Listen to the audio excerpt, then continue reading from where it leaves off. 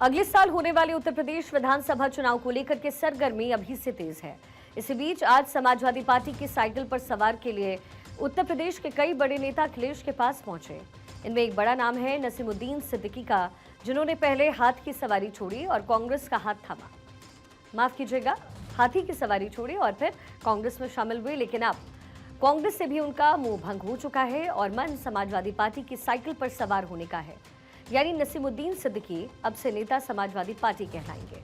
इसी तरीके से अपना दल सोनेलाल के पूर्व विधायक राजकुमार पाल, अनीस अहमद उर्फ फूल बाबू, पूर्व विधायक दीनानाथ कुशवाहा, एआईएमआईएम के प्रत्याशी रहे डॉक्टर दानिश खान भी समाजवादी पार्टी के खेमे में आ चुके हैं।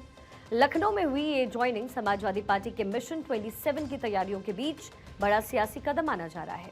इसी बीच आज पार्टी प्रमुख अखिलेश यादव ने खुद इन सभी नेताओं को समाजवादी पार्टी का हिस्सा बनाया और उसके बाद एक प्रेस कॉन्फ्रेंस के दौरान उन्होंने संकेत दिया कि 2027 की लड़ाई को लेकर के सपा अभी से पूरी ताकत झोंक रही है।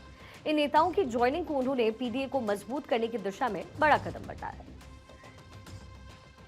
बहुजन समाज और समाजवादी पार्टी का ये रिश्ता गहरा होता जा रहा है और गहरा होगा इसके बाद। ये पीडीए का प्रेम प्रसाद समारोह है। इससे सौहार्द, भाईचारा, हम सबका मेलजोल बढ़ेगा। अमन चैन की तरक्की की बुनियाद हम सब लोग पीडीए के लोग मानते हैं। सामाजिक एकता ही पॉजिटिव प्रोग्रेसिव पॉलिटिक्स की सबसे बड़ी उपलब्धि है। इसीलिए इसका नाम हम लोगों ने पीडीए दिया है।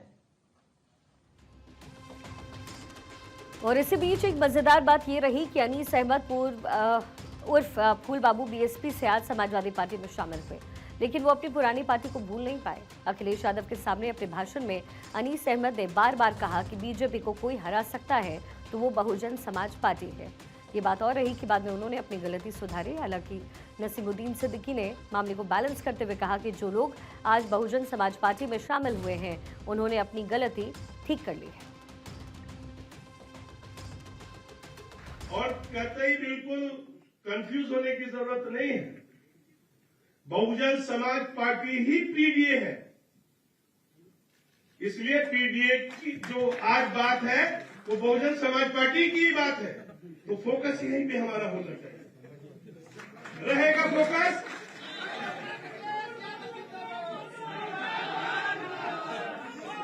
पीडीएफ समाजवादी वो एक ही मसला है। तो जिन नेताओं ने आज समाजवादी पार्टी की साइकिल पर सवारी का फैसला लिया है उनमें एक बड़ा चेहरा नसीमुद्दीन सिद्दीकी का माना जाता है। उत्तर प्रदेश की राजनीति की दुनिया में उनका कद उनके अपने इतिहास के से साफ आप समझ सकते हैं। नसीमुद्दीन सिद्दीकी कद्दावर नेता माने जाते हैं। नसीमुद्दीन इससे पहले बीएसपी की सरकार में मंत्री रह चुके हैं। 1991 में वो पहली बार बांदा विधानसभा सीट से एमएलए चुने गए और तब नसीमुद्दीन सिद्दीकी बीएसपी के पहले मुस्लिम एमएलए थे। हालांकि 1993 में वो इसी सीट से चुनाव हार भी गए। 1995 में जब मायावती बीजेपी के सपोर्ट से मुख्यमंत्री बनी तब नसीमुद्दीन सिद्दीकी को एमएलसी बनाकर कैबिनेट मंत्री की जिम्मेदारी मिली और वो सभी बीएसपी सरकारों में मंत्री बनाए गए। साल 2007 से 12 की बीएसपी सरकार में नसीमुद्दीन सिद्दीकी के पास 18 मंत्रालय थे। इस वजह से नसीमुद्दीन सिद्दीकी को तब मिनी सीएम भी कहा जाने लगा। लेकिन वक्त बदला तो नसीमुद्दीन सिद्दीकी का कद भी बदल गया। बीएसपी की सत्ता गई, पार्टी भी कमजोर होने लगी और मायावती से नसीमुद्दीन सिद्दीकी की दूरियां बढ़ गई।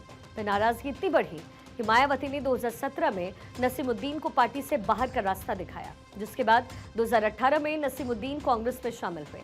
कांग्रेस के साथ सब सही था, लेकिन राहुल गांधी के पिछले रायबरेली दौरे के बीच कुछ ऐसा हुआ जिसने नसीमुद्दीन सिद्दीकी को कांग्रेस छोड़ने का कदम उठाने के लिए मजबूर किया। पिछले दिनों रायबरेली जाने के लिए राहुल गांधी लखनऊ आए। एयरपोर्ट पर राहुल गांधी को रिसीव करने के लिए नसीमुद्दीन गए, लेकिन नसीमुद्दीन सिद्दीकी को एंट्री नहीं मिली, जिसके बाद उन्हें एयरपोर्ट से वापस लौटना पड़ा। बस इसी बात से नाराज नसीमुद्दीन ने कांग्रेस से इस्तीफा दे दिया। नसीमुद्दीन सिद्दीकी उत्तर प्रदेश के कद्दावर मुस्लिम नेता माने जाते हैं।